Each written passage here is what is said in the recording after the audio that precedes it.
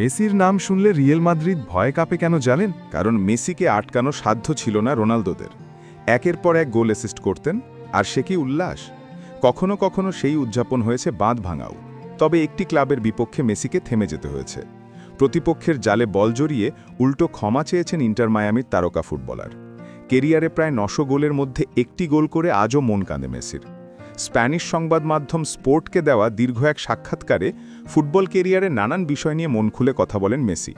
কোনো এক প্রসঙ্গে কেরিয়ারের আবেগঘন এক মুহূর্তের স্মৃতিচারণ করেন রেকর্ড ৮ বারের ব্যালন ডিওর জয়ী। ঘটনা ২০১৫। প্রায় এক দশক আগে বার্সেলোনার হয়ে ফিফা ক্লাব বিশ্বকাপ খেলতে নেমেছেন লাজুক আর বিনয়ী স্বভাবের মেসি। ফাইনালে আর্জেন্টিনার ক্লাব রিভার প্লেটের বিপক্ষে ৩-০ গোলে জেতে মেসিরা। জোড়া গোল করেন লুইস সুয়ারেজ।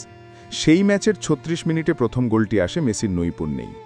গোল করার পর আকাশের দিকে ইশারা করে যথেষ্ট শান্তভাবেই উদযাপন করেন মেসি।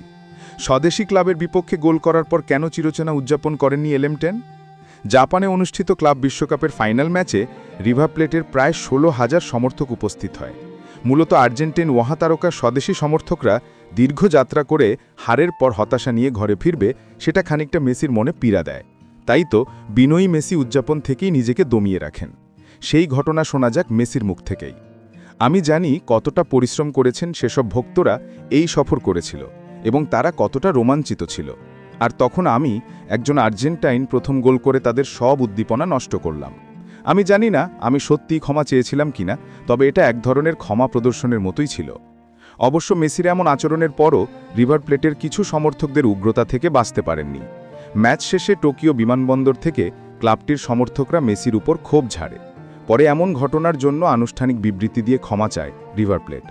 মেসি তার ক্যারিয়ার শুরু করেছিলেন রিভারের প্রতিদ্বন্দ্বী নিউয়েলস ওল্ড বয়েজে যুব দলের হয়ে, কিন্তু আর্জেন্টিনায় কখনো পেশাদার হিসেবে খেলেননি তিনি।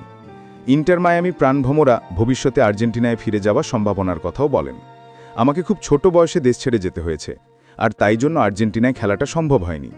আমাকে ইউরোপে যেতে হয়েছে, বার্সেলোনার সঙ্গে শুরু করতে হয়েছে এবং সেখানেই কেরিয়ার গড়তে হয়েছে। তবে ভবিষ্যতে একদিন আর্জেন্টিনিয়ান ফুটবলে ফিরে যেতে চাই। তারপর কি হবে তা কেবল ঈশ্বরই জানেন।